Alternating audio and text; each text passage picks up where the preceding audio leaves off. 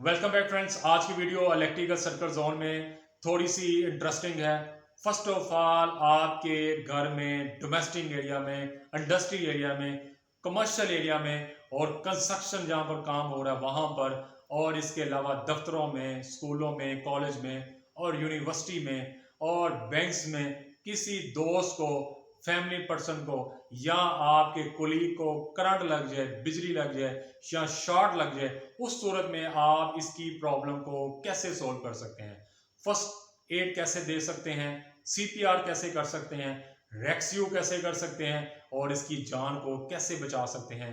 Video को last तक watch कीजिए, आपके लिए एज ए नॉलेज है। फर्स्ट मैं एक्सप्लेन करूंगा इसकी रीजन, करंट लगने की जो रीजन है वो एक्सप्लेन करूंगा।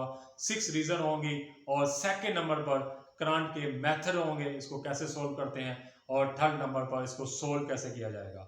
वीडियो को लास्ट तक देखें, आपके लिए एज ए नॉलेज है। फर्स्ट ऑफ ऑल रीजन, आपके घर में बच्चे जो होते हैं इनको भी करंट लग सकता है। ये बच्चे अक्सर स्विच को लगाते वक्त या शू के अंदर कोई चीज ऐड कर देते हैं, इससे इनको शॉर्ट लग सकता है। सेकेंड नंबर पर जो शॉर्ट लगने की रीजन होती है, कंस्ट्रक्शन कंपनियां का जब काम कर रही होती हैं, जहां पर केबल ओपन पड़ी होती है, कोई चीज उस पर आपका जर्ब खाती है या कोई नोकदार चीज लग जाती है, उस सूरत में आपके बॉडी के साथ, फुट के साथ, हाथ के साथ कोई केबल टच हो जाए, उस सूरत में आपको शॉर्ट लग सकता है। थर्ड नंबर पर जो रीजन आती है, इलेक्ट्रिकल पर्सन जो है जब किसी पैनल पर काम कर रहा है या किसी सर्किट पर काम कर रहा है, तो उसका फेज उसके हाथ के साथ टच हो जाए या वो फेज किसी बॉडी के साथ टच हो जाए, उस सूरत में भी शॉर्ट लग सकता है। फोर्थ नंबर पर जो रीजन आती है वो सबसे इंटरेस्टिंग है, वो आ जाती है रोड के ऊपर जब लोग काम कर रहे होते हैं, जब किसी केबल को बिछा रहे होते हैं या केबल पर वर्किंग कर रहे होते हैं, जो स्पार्क होने की सूरत में भी शॉर्ट लगता है, जो उस सूरत में भी आपको शॉर्ट लग सकता है। और 5 नंबर पर जो रीजन आती है वो आपकी सबसे इंटरेस्टिंग चीज जो आ जाती है, वो आपके घर की चीजें।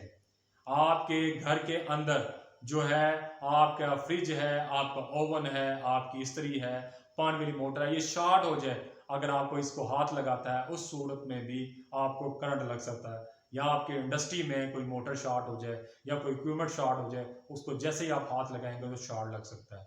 इसके अलावा लास्ट पर जो आता है, दफ्तरों में आप देखते हैं जहाँ पर कंप्यूटर लगे होते हैं, जहाँ पर बहुत ज़्यादा प्रिंटर लगा है, कंप्यूटर लगा है, आप वहाँ पर चार्जर पिन लगा देते हैं, चार्जर लगा देते हैं, आप लगाते वक्त आपको शॉर्ट लग सकता है। ये 6 रीजन मैंने एक्सप्लेन की, ये कॉमन है जिसकी वजह से आपको शॉर्ट लगता है। ये रीजन की वजह से आपको जब शॉर्ट लग जाए तो आपने सबसे पहले, आपका दोस्त है, कुलीग है या आपका कोई पर्सन है या फैमिली मेंबर है, सबसे पहले आपने जब देखें तो आपने घबराना नहीं है, आपने इसको सोल्व करना है। आपके सामने ऐसी चीज हो, मोस्टली पर्सन जो होते हैं वो बेहोश हो जाते हैं, मोस्टली पर्सन का सांस बंद हो जाता है, मोस्टली पर्सन का दिल की धड़कन बंद हो जाती है। ये तमाम रीजन करंट लगने की सूरत में होती हैं। आपने ये देखकर आपने परेशान नहीं होना, आपने क्या करना है मैं एक्सप्लेन करूंगा। फर्स्ट नंबर पर आपके सामने जो मेथड आएंगे करंट लगने के, वो 2 मेथड होंगे। फर्स्ट जो होता है, किसी को करंट लगता हुआ देखें, किसी बॉडी को उसने टच किया है, आपके सामने वो प्रैक्टिकली हो रहा है, आप उसको कैसे सोल्व करेंगे। सबसे पहले आपने क्या करना है, उसकी पावर को बंद करना है, उसके मेन पावर को बंद करना है, या उसके पास कोई ब्रेकर है उसको बंद करके उसको अलहदा करना है।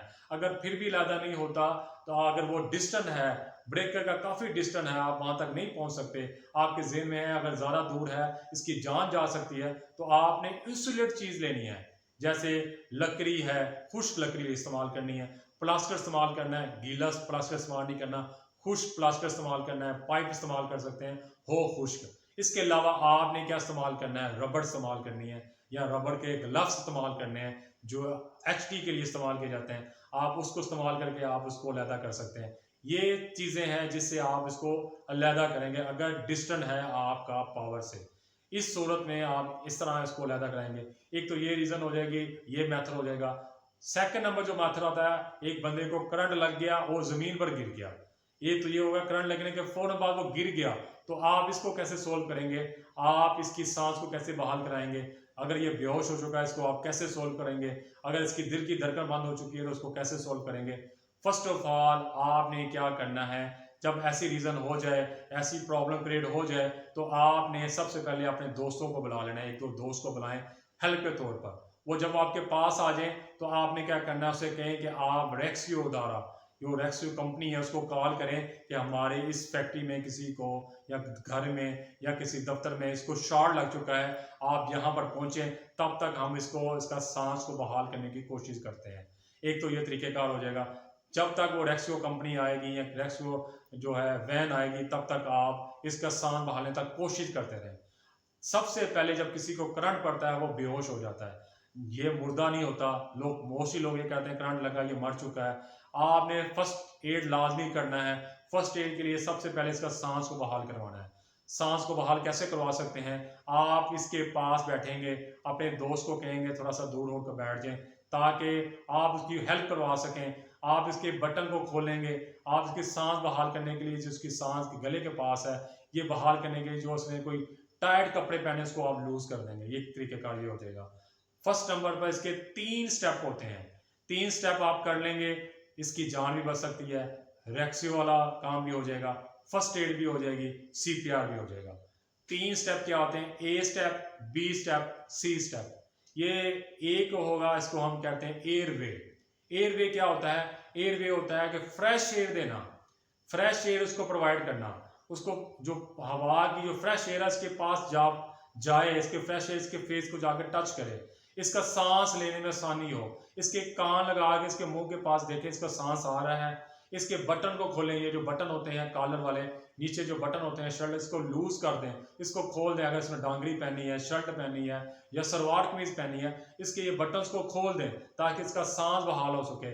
इसकी गर्दन के ऊपर खिंचाव ना हो, नीचे कोई तकिया ना रखें, कोई ऐसी चीज ना रखें जिससे इसकी गर्दन पर जो है खिंचाव आए, सांस इजी ले सके। एक तो ये हो जाएगा, इसको एयरवे कहते हैं। एयरवे का मतलब होता है सांस को बहाल करवाना। सेकंड नंबर पर आता है ब्रीथिंग। ब्रीथिंग का मतलब क्या होता है, बी से ब्रीथिंग मतलब कि इसका मसूई तरीके से सांस देना। मसूई तरीके से कैसे सांस दे सकते हैं, मसूई तरीके से सांस आप ऐसे दे सकते हैं कि इसके मुंह के पास अपना कान लेके जाकर चेक करें कि इसके सांस ले रहा है, इसके छाती के ऊपर चेक करें इसके अंदर से वाइब्रेशन हो रही है, ये तरीकेकार चेक करें। अगर ये भी नहीं है तो आप ये 2 फिंगर लेके यहाँ पर रखें, राइट साइड पर इसको आप प्रेशर दें, थोड़ा सा दबाएं, इससे भी आपको पता चलेगा अगर ये प्रेशर ले रहा है, ये सांस ले रहा है, तो यहाँ पर वेन्स जो है वो एक्टिव होती हैं। अगर ये ना हो तो आपने इसके थोड़ा सा जो है इसके मुंह को खोल कर आपने इसके मुंह के अंदर अपना मुंह ऐड करके आपने हवा भरनी है। इतनी हवा भरनी है कि इसका फेफड़ों तक हवा जाए। इसके फेफड़ों तक हवा जब जाएगी तो ये सांस लेना, इसका जो सांस वाला तरीकेकार है वो बहाल होगा, इसकी दिल की धड़कन वाला सिस्टम ओके होगा, इसका सांस क्लियर होगा। एक तो ये मेथड होगा, इसमें हम मुंह के जरिए आपने हवा भरनी है, इतनी भरनी है कि इसका पेट थोड़ा सा फूला फूला लगे, इसका जो ऊपर वाला छाती वाला हिस्सा है ये थोड़ा इसके अंदर प्रेशर महसूस हो, ये छाती तक फेफड़ों तक हवा आ जाए। एक तो ये तरीकेकार हो जाएगा। थर्ड नंबर पर जो आता है वो सी कैटेगरी आता है, सी स्टेप आ जाता है। वो आ जाता है हमारा जो है सर्कुलेशन। सर्कुलेशन क्या, आप उसकी सांस बंद हो चुकी होगी या उसकी दिल की धड़कन बंद हो चुकी होगी, आपने इसको कैसे बहाल करवाना है, आपने इसको कैसे रिकवर करना है, आपने सीपीआर करना है। सीपीआर क्या होता है, आपने ये हाथ होता है इसको आपने छाती पर रखना है और आपने इसको प्रेस करना है। प्रेस कैसे करेंगे, आप यहाँ रख के इसको आप प्रेस करेंगे। आप जब इसको प्रेस करेंगे तो आप प्रेस करने के साथ इसको प्रेस करते हैं, इतना प्रेस करना है सेकंड के डबल हिस्से में करना है। अगर आपके 60 सेकंड कर रहे हैं तो आपने 120 बार इसको प्रेस करना है। इसको आप दबाएंगे, सीपीआर करेंगे। जब आप सीपीआर करेंगे इससे क्या होगा, इसका सांस बहाल होगा, प्रेशर मिलेगा आपकी छाती के ऊपर, उसकी छाती के ऊपर प्रेशर जब देंगे तो इससे क्या होगा, प्रेशर डेवलप होगा, इसका सांस बहाल होगा। अगर ये आप कर लिया तो आपने सी और बी वाला कैटेगरी आपने दोहराते रहना है। मसूई तरीके वाला, बी वाला होता है मसूई तरीके से, आपने ये 2 बार मसूई तरीके से सांस अंदर लेके जानी है। जब 2 बार आपने कर लिया फिर आपने सीपीआर करना है, फिर आपने सीपीआर करना है। ये मेथड आपने तब तक करना है जब तक इसकी सांस बहाल नहीं हो जाती। आपने तब तक करना है जब तक रेक्सियो जो आपने कॉल की है वो ना आ जाए।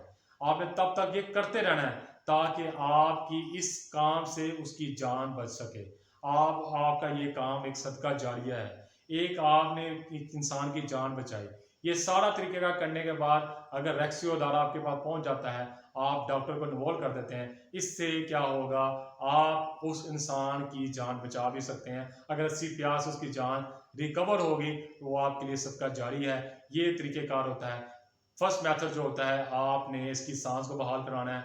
सेकंड नंबर पर आपने कॉल करनी है, आपने कॉल करनी है रेक्सियो अदारे को।